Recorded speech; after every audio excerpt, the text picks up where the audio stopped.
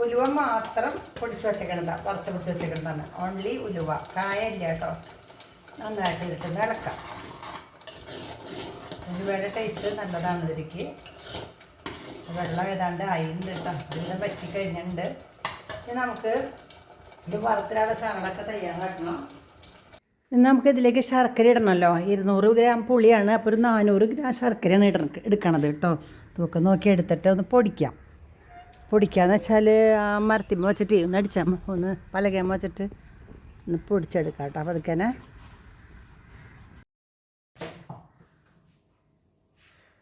വറുത്തിടാൻ ഇതിലേക്ക് ആവശ്യമുള്ള 200 ഗ്രാം ഇഞ്ചി ഉണ്ട്, 200 ഗ്രാം പുളിയുണ്ട്, 200 ഗ്രാം ഇഞ്ചി ഇട്ടുണ്ട് കേട്ടോ. പിന്നെ പച്ചമുളക് കുറച്ചുള്ളൂ, ഒരു 3-4 പച്ചമുളക് അത്ര എടുത്തിട്ടുള്ളൂ. അത് മതി, പച്ചമുളക് ഇത് മതി. ഇഞ്ചിയാണ് കൂടുതൽ വേണ്ടത്. ചെല്ലുമ്പോൾ വെള്ളം ഒന്ന് ലൂസാവും, വേണ്ടി പിന്നെ ചൂടാറുമ്പോൾ വീണ്ടും അത് കട്ടിയാവും ചെയ്യും. നല്ല പുളിയുള്ള പുളിയാണ് അതിന്, ഭയങ്കര പുളിയാണ് അതിന്.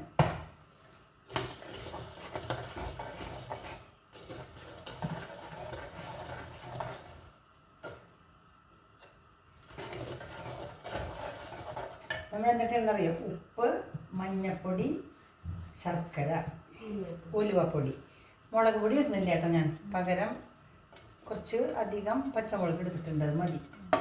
മുളക് പൊടി വേണ്ട. ഇത് ഇഞ്ചി, നല്ലോണം ഇഞ്ചിയുണ്ട്. നമുക്കിത് വാങ്ങിയാലോ. ഒന്ന് അരിഞ്ഞിട്ടാവാല്ലേ ശർക്കര.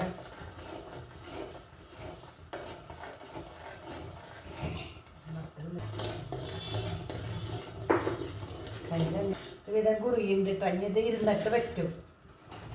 അപ്പം അതിലേക്ക് ഒരു കുറച്ച് ഇതിനെ കെട്ടിയിടാം കേട്ടോ. അതിനുള്ളിൽ വാങ്ങി വയ്ക്കുകയാണ് ചെയ്യണം. ഇത്ര ഉപയോഗിക്കാം കേട്ടോ. വെളിച്ചെണ്ണ ഒഴിക്കാം.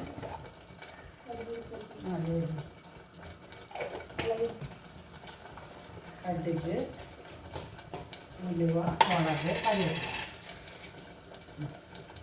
ചൂടായി. കടുകിടാം. കടുക് പൊട്ടി കഴിയുമ്പോൾ നമുക്ക് ഉലുവ ഇടാം.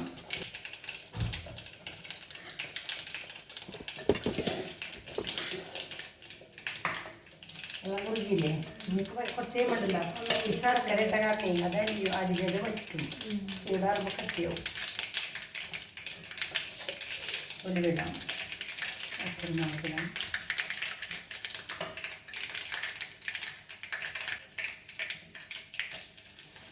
നമുക്കിട്ടു.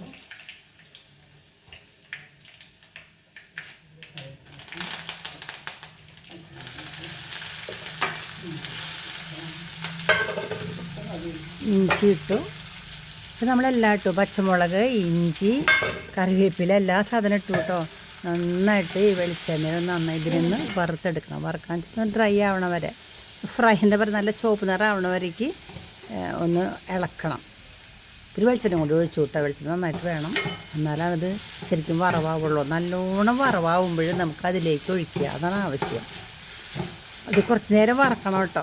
ഒരു 5 മിനിറ്റൊക്കെ നേരം വറക്കണം. ഇത്ര സാധനങ്ങളുണ്ടല്ലോ, അത് വറുത്തിട്ട് വേണം ഇടണമെങ്കിൽ. നമ്മൾ ചെറിയ വീടുകളിൽ 2-3 ആൾക്കാരുള്ള ചെറിയ വീടൊക്കെയാണ്, അവർക്ക് ഓണത്തിന് പുളിഞ്ചി ഉണ്ടാക്കണമെന്നുണ്ടെങ്കിൽ ഇത്ര കഷ്ടപ്പാടൊന്നും കഴിക്കണ്ട. ഇതുപോലെ തന്നെ ഇഞ്ചി കുറച്ച്, പച്ചമുളക് കുറച്ച്, അതുപോലെ ഇപ്പം ഞാൻ എടുത്ത എല്ലാ സാധനങ്ങളും എടുത്ത് ഒന്ന് നന്നായിട്ട് വെളിച്ചെണ്ണയിൽ വഴറ്റിയിട്ട് അതിലേക്ക് പുളി പിഴിഞ്ഞൊഴിക്കുക. നമുക്ക് ആവശ്യമുള്ള കുറച്ച് പുളി എടുത്ത് പിഴിഞ്ഞൊഴിക്കുക. എന്നിട്ട് അതിൽ ഇത്തിരി ഉപ്പും ഇത്തിരി മഞ്ഞൾപ്പൊടിയും ഇത്തിരി ഉലുവപ്പൊടിയൊക്കെ ഇടുക. മനസ്സിലായി? ഇത്ര ചെയ്താൽ മതി. അത് നന്നായിട്ടൊന്ന് തിളച്ച് വേവുക. ഒരു 15 മിനിറ്റ് 10 മിനിറ്റ് അങ്ങനെ തിളയ്ക്കണം, എന്നാൽ പുളി വേവുള്ളൂ. കുറുകുമ്പോൾ ശർക്കര ഇടുക. ഫസ്റ്റായി. അപ്പം ഞാനത് വറവായപ്പോൾ ഇതിലിട്ടു കേട്ടോ. നന്നായിട്ട് ഇളക്കുക. പണി കഴിഞ്ഞു. ഒന്ന് അടച്ച് വയ്ക്കേണ്ടതേ. കണ്ടോ ഫസ്റ്റായിട്ട്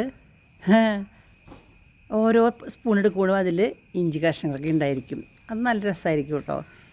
പണ്ടൊന്നും ഇത്രയധികം ഇഞ്ചി ഇടാറില്ല. ഇനി ഇത് അടച്ച് വയ്ക്കുക. കുറേ കഴിയുമ്പോൾ ചൂടാറുമല്ലോ. നമ്മുടെ ഇപ്രാവശ്യത്തെ ഓണത്തിനുള്ള പുളിഞ്ചി റെഡി ആയിട്ടോ. ചൂടാറി കഴിയുമ്പോൾ അതിൻ്റെ ആവി വെള്ളം ഇതിലേക്ക് വീഴാതിരിക്കാൻ ശ്രദ്ധിക്കണം കേട്ടോ. കുറച്ച് നേരം അടച്ച് വെച്ചാൽ മതി. ഇപ്പോൾ തുറന്ന് വെക്കുക. അപ്പോൾ കുറേ കഴിയുമ്പോൾ അതിൻ്റെ വെള്ളമൊക്കെ ഇങ്ങനെ കുറഞ്ഞ് വരും. ഇത് കട്ടിയാവും. ലൂസായിട്ടുള്ളതൊക്കെ ഒന്ന് കട്ടിയായി വരും. നല്ല രസമായിട്ട് ഈ പ്രാവശ്യം നമുക്ക് കഴിക്കാം. പുളി ശമിപ്പിക്കാൻ മധുരവും ഉപ്പും കൂടി ചെന്നാൽ മതി. പ്ലസ് അതിൽ കൂടെ ഇഞ്ചിയും കൂടി ടേസ്റ്റ് വരുമ്പോണ്ടല്ലോ അടിപൊളിയായിരിക്കും. സൂപ്പറാ. കുറച്ച് എന്തായാലും നിങ്ങൾക്ക് ഇഷ്ടമായെങ്കിൽ, ഈ വീഡിയോ ഇഷ്ടമായെങ്കിൽ ലൈക്ക് ചെയ്യുക. പിന്നെ നിങ്ങൾക്ക് പുളിഞ്ചിക്ക് ഉണ്ടാക്കിയിട്ടുണ്ടാവും എനിക്കറിയാം, എല്ലാവരും ഉണ്ടാക്കണം തന്നെയല്ലേ. അപ്പോൾ നിങ്ങൾക്ക് എൻ്റെ വീഡിയോ ഇഷ്ടമായെങ്കിൽ ലൈക്ക് ചെയ്യുക, കമൻറ്റ് ചെയ്യുക. എല്ലാവർക്കും ഓണാശംസകൾ നേരാണ് കേട്ടോ. അടിച്ച് പൊളിച്ച് ഓണാഘോഷിക്കൂട്ടോ എല്ലാവരും. ഓക്കേ.